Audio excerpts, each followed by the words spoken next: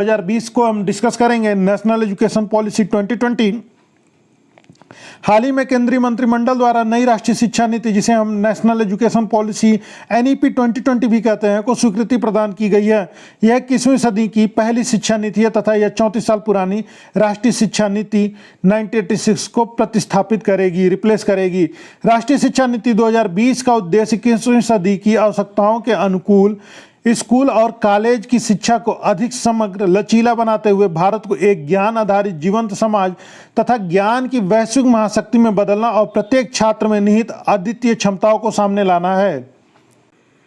प्रख्यात वैज्ञानिक इसरो के पूर्व प्रमुख पद्म विभूषण डॉक्टर के कस्तूरी रंगन की अध्यक्षता में राष्ट्रीय शिक्षा नीति के मसौदे के लिए एक समिति का गठन किया गया था, जिसने दिसंबर 2018 में सरकार के लिए राष्ट्रीय शिक्षा नीति 2019 का मसौदा सौंप दिया। मई 2019 में लोकसभा चुनाव के बाद इस मसौदे को जनता की राय हेतु सार्वजनिक किया गया था। केंद्र तथा राज्यों द्वारा शिक्षा पर सार्वजनिक व्यय को GDP के 6% तक बढ़ाया जाएगा, जो वर्तमान में 4.3% है। मानव संसाधन विकास मंत्रालय का नाम बदलकर शिक्षा मंत्रालय किया जाएगा। सीखने, मूल्यांकन करने, योजना बनाने, प्रशासन को बढ़ावा देने के लिए प्रौद्योगिकी का उपयोग करने पर विचारों का मुक्त आदान प्रदान करने हेतु एक मंच प्रदान करने के लिए एक स्वायत्त निकाय, जिसे राष्ट्रीय शैक्षणिक प्रौद्योगिकी मंच या नेशनल एजुकेशनल टेक्नोलॉजी फोरम के नाम से जाना जाएगा, का निर्माण किया जाएगा। डिजिटल शिक्षा संसाधनों को विकसित करने हेतु एक प्रौद्योगिकी यूनिट, जिसे टेक्नोलॉजी यूनिट कहते हैं, का गठन किया जाएगा। यह नई यूनिट डिजिटल अवसंरचना, सामग्री तथा क्षमता निर्माण को समन्वित करेगी। वर्ष 2030 तक शिक्षण कार्य करने के लिए न्यूनतम योग्यता 4 वर्षीय इंटीग्रेटेड BEd डिग्री की आवश्यक बनाया जाएगा। शिक्षा में डिजिटल विभाजन को पाटने में सहायता करने के लिए शिक्षकों को भारतीय स्थितियों के अनुकूल ऑनलाइन शैक्षणिक विधियों का प्रशिक्षण भी दिया जाएगा। 3 वर्ष से 6 वर्ष की आयु तक की प्री प्राइमरी शिक्षा को वर्ष 2025 तक सार्वभौमिक किया जाएगा। वर्ष 2030 तक स्कूली शिक्षा में 100 नामांकन के साथ पूर्व विद्यालय से माध्यमिक स्तर तक की शिक्षा को सार्वभौमिकरण का लक्ष्य प्रदान किया गया है। स्कूलों में 6ठे ग्रेड से ही व्यावसायिक शिक्षा शुरू हो जाएगी और इसमें इंटर्नशिप शामिल होगी। कक्षा 5 तक बच्चे की मातृभाषा को शिक्षा के माध्यम के रूप में उपयोग किया जाएगा।